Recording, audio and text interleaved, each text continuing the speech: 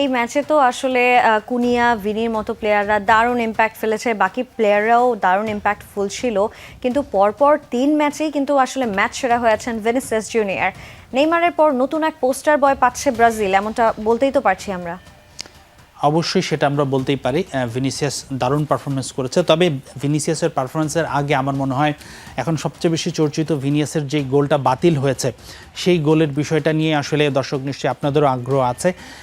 গোলটা কেন বাতিল হলো, বাতিল হওয়ার বিষয়টা ঠিক নাকি ভুল, সেটাই আমরা আপনাদের সঙ্গে একটু আলোচনা করবো। আমরা একটু যদি দেখি যে আসলে কোন পরিস্থিতিতে কিভাবে গোলটা বাতিল হয়েছিল, আমরা একটু যদি সেই ছবিটা দেখানো সম্ভব হয় দর্শকদেরকে।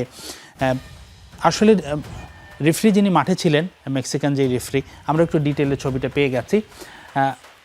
একটা বিষয় খেয়াল করে দেখুন যে ভিনির পা সামনে, ভিনি কিন্তু ডিফেন্ডারকে ফেলে দেয়নি, বরঞ্চ ভিনি বলটার দখল করার জন্য তার পাটায় আগে এসেছিলেন এবং পরবর্তীতে স্কটল্যান্ডের সেই প্লেয়ারের পাটা ভিনির পিছনে এসে আঘাত হানে এবং তিনি পড়ে যান। এখন বিষয়টা এই যে বলটা স্কটল্যান্ডের সেই প্লেয়ারের পায়েই ছিল, ভিনি ইন্টারসেপ্ট করেছেন। এটা আসলে আমার কাছে পুরোপুরি যে বিষয়টা মনে হয় যে এটা দৃষ্টিভঙ্গির বিষয়, এটা রেফারি যেভাবে ইন্টারসেপ্ট করতে চান। তবে খুব সামান্য ছিল ট্যাকেলটা এবং তিনি পড়েও যাননি, স্কটল্যান্ডের যে ডিফেন্ডার ছিলেন। সেই হিসেবে আমি পার্সোনালি মনে করি যে এই গোল বাতিলটা না করলেও হতো। তবে ক্রিকেটের একটা উদাহরণ দেয়, একটা আম্পায়ার্স কল একটা বিষয় চলে আসে বা একটা কথা আছে যে যেখানে আসলে আম্পায়ার চাইলে বা ম্যাচ রেফারি চাইলে যে কোনো সিদ্ধান্ত নিতে পারেন, দুই জায়গায় নেওয়া যায়। আমার মনে হয় পরিস্থিতিটা ঠিক তেমনই ছিল। আমরা আরও কিছু ইমেজ আছে, আমরা যদি সেগুলো দেখাই, সেগুলো দেখি আরও বিস্তারিতভাবে। আমরা ওই ছবিটা তো ক্লোজভাবে দেখছিলাম, এটা আরেকটা অ্যাঙ্গেল, আরেকটু পজিশনে। এখানে প্লেয়ারের স্কটল্যান্ডের প্লেয়ার এবং ভিনির পায়ের কন্ট্যাক্ট যেই মুহূর্তে হচ্ছিল সেই জায়গাটাতে, এবং যে ম্যাচ রেফারি তিনি কিন্তু হোর্হে রামোস, তিনি কিন্তু খুবই এক্সপিরিয়েন্স মেক্সিকান একটা রেফারি, গতকালকে আমি বলেছিলাম। তো তার সিদ্ধান্তের প্রতি আস্থা রাখতেই হবে। এখন যেটা বললাম, যেটা আসলে দৃষ্টিভঙ্গি জাজমেন্টের বিষয়, যে কোনো জায়গায় নিতে পারতো, এবং এই বিষয়টার ফলে কিন্তু একটা মেসির যে ফাউলটা হয়েছিল প্রথম ম্যাচে, তারা যেভাবে আলজেরিয়া ডিফেন্ডারকে ফাউল করেছিলেন, সেটা কার্ড দেওয়া হয়নি কোনো, অনেকে বলছিলেন লাল কার্ড, অনেকে হলুদ কার্ড, কেন দেওয়া হলো না, সেই বিষয়টা কিন্তু আবার চলে আসছে। ব্রাজিল এবং আর্জেন্টিনা ভক্তদের যে রাইভেলারি আমাদের দেশে, সেই সঙ্গত কারণে এই টপিকটাও আবারও কিন্তু আলোচনায় চলে এসেছে। তবে আমি যেটা বলছিলাম, আমার কাছে আমি ব্যক্তিগতভাবে মনে করেছিলাম যে এটা গোলটা বাতিল না করলেও হতো। তবে যেটা বলছি যে অন রুল বুকে হয়তো বাতিল করা যায়, আবার রুল বুকে হয়তো এটা নাও করা যায়, এমন একটা জায়গায় আসলে সিদ্ধান্তটা ছিল। তবে আরেকটা আমাদের কমেন্টস কার্ড আছে, সেটি একটু দেখাতে চাই। সেই কমেন্টস কার্ডটা হচ্ছে একজন এক্সপার্টের। আমি তো আসলে এই বিষয়ে বক্তব্য দেওয়ার চেয়ে একজন এক্সপার্টের বক্তব্য। তিনি বিবিসির সঙ্গে কথা বলে এই মন্তব্যটা করেছিলেন। তিনি প্রিমিয়ার লিগের সাবেক রেফারি, তিনি হচ্ছে ড্যারেন ক্যান, আমরা তার নামটা বলেছি। তিনি যেটা বলছেন যে, আমি একটু যদি পড়ে শোনাই, তিনি যেটা বলেছিলেন, সত্যি বলতে স্কটল্যান্ড কিছুটা ভাগ্যবান। বল আসলে খেলার সময় সামান্য কিছু স্পর্শ হয়েছিল ঠিকই, কিন্তু আমার মনে হয় না এটা ভিনি জুনিয়রের কোনো ফাউল ছিল। এবং তিনি বলেছেন যে উল্টো স্কটিশ ওই প্লেয়ারের পাটাই ভিনির পায়ে গিয়ে আঘাত এনেছে, যেমনটা আমি ওই ছবিটা দেখানোর সময় বলেছিলাম। এবং এই রেফারি, সাবেক এই প্রিমিয়ার লিগের রেফারি, তিনি স্পষ্টভাবেই বলেছেন যে আম্পায়ারের সিদ্ধান্তটা ভুল ছিল। তো আমি যেটা শুরুতেই বলেছি, এটা দৃষ্টিভঙ্গির একটা বিষয়, কেউ এটাকে ভুল বলবে, কেউ হয়তো সঠিক বলবে। এটা আসলে আমার মতে ইন বিটুইন লাইন ছিল। এবার আমরা ভিনির পারফরমেন্স নিয়ে যদি আসতে চাই, ভিনি আসলে কেমন পারফরমেন্স করলো সেই বিষয়টা নিয়ে দেখাতে চাই। তিনি 2টি গোল তো করেইছেন, আমরা একটু ভিনিসিয়াসের যে পারফরমেন্স আছে সেই তথ্যগুলো একটু দর্শকদের দেখাবো। ভিনিসিয়াস 2টি গোল শুধু করেছেন সেটাও নয়, তিনি কিন্তু 5টি আরও অ্যাটেম্প নিয়েছিলেন, তার মধ্যে 2টি খুব সহজ সুযোগ তিনি মিস করেছেন। তো অন টার্গেটের শট তিনি 5টি নিয়েছিলেন, তার অ্যাটেম্পট অন গোল ছিল 8টি, কিন্তু যার মধ্যে 3টি মিস হয়েছে এবং 5টি তিনি সফল হয়েছিলেন। এবং তিনি স্প্রিন্ট বল নিয়ে প্রতিপক্ষের শিবিরে স্প্রিন্ট দৌড় শুরু করেছিলেন 57 বার। সব কিছু মিলিয়ে বোঝা যায় আসলে ভিনি কতটা ইফেক্টিভ ছিল।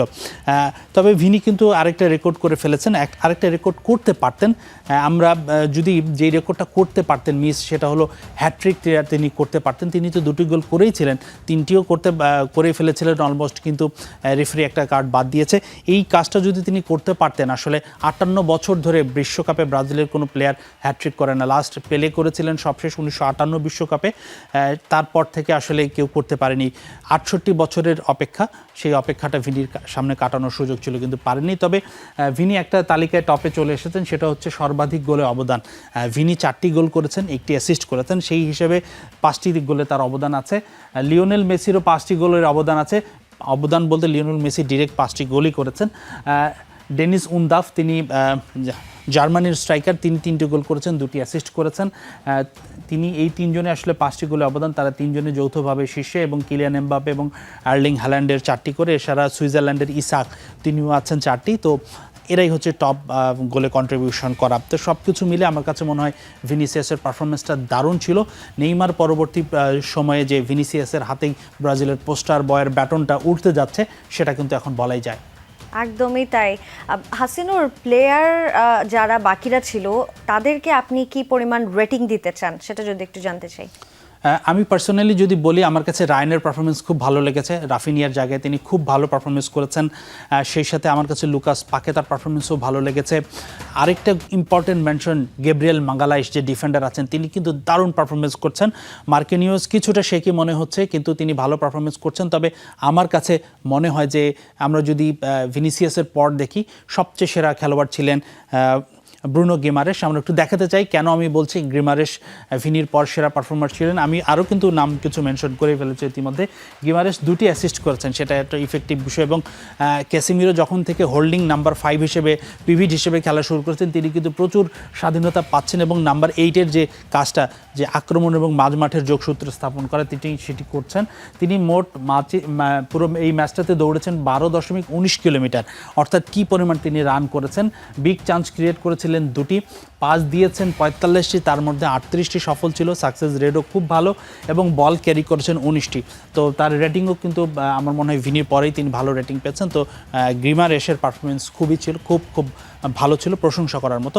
এবার পুরো দলের একটু যদি আমরা পারফরমেন্স দেখাতে চাই, যে আসলে ওভারঅল প্লেয়ার, বাকি প্লেয়াররা কেমন করলো, আমার মনে হয় ব্রাজিলের সব প্লেয়াররাই ভালো পারফরমেন্স করেছে এই ম্যাচে। সম্মিলিত পারফরমেন্স না হতে পাওয়া যায়, ভালো পারফরমেন্স করা প্লেয়ার দাপুটে জয় পাওয়া সম্ভব নয়। আমি যেমনটা আগে রায়ানের কথা মেনশন করেছি, ম্যাথিয়াস কুনার কথা মেনশন করা উচিত ছিল আগেই। কুনা দুর্দান্ত পারফরমেন্স করেছেন, গত ম্যাচে 2 গোল, এই ম্যাচে 1 গোল। লুকাস পাকেতার কথা বলছিলাম, 7.2 rating, Casemiro 7.6 rating, Bruno Guimarães 8 rating, নেইমারের পরেই কিন্তু তিনি।